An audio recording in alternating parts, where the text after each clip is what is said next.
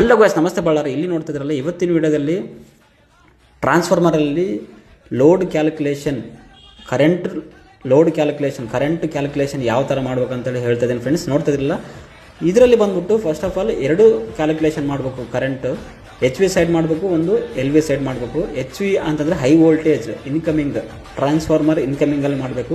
ಅದು ಬಂದ್ಬಿಟ್ಟು √3 × V1 × I1 = 500 KVA TC. ಇದು ಯಾವ್ದು ಬಂದ್ಬಿಟ್ಟು 500 KVA TC. ನೋಡ್ತಿದ್ದೀರಲ್ಲ, ಅದಕ್ಕೆ ಕರೆಂಟ್ ನೋಡಿ ಫಾರ್ಮುಲಾ ಹಾಕಿ ಸಬ್ಸ್ಟಿಟ್ಯೂಟ್ ಮಾಡ್ತಾ ಇದ್ದೀನಿ.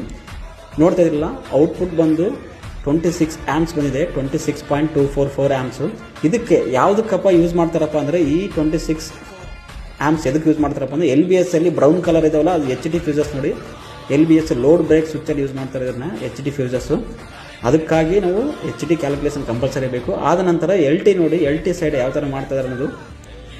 LT ಬಂದ್ಬಿಟ್ಟು ಎರಡು ಫಾರ್ಮುಲಾ ಇದೆ, ಒಂದು ಮೇಲ್ಗಡೆ ಒಂದು ಕೆಳಗಡೆ ಒಂದು ಫಾರ್ಮುಲಾ. ನೋಡ್ತಾ ಇದ್ರಲ್ಲ, ಅದರಲ್ಲಿ ಮಾಡ್ಬೋದು ಅಥವಾ ಅದರಿಂದನೂ ಮಾಡ್ಬೋದು. ಫಾರ್ಮುಲಾ ಹಾಕಿ ನೀವು ನೋಡ್ತಾ ಇದ್ರಲ್ಲ, ಇದು ಬಂದ್ಬಿಟ್ಟು 695 ಆ್ಯಂಪ್ಸ್ ಬಂದಿದೆ LT ಸೈಡಲ್ಲಿ. ಇದಕ್ಕೆ ಬಂದ್ಬಿಟ್ಟು ಲೋಡ್ ಬ್ರೇಕ್ ಸ್ವಿಚ್ ಕಂಪಲ್ಸರಿಯೇ, ಸ್ವಿಚ್ಗೆ ಒಂದು ಕಂಪಲ್ಸರಿ ಹಾಕಲೇಬೇಕು. Follow for more updates. Ganeshwara electricals, Ballari.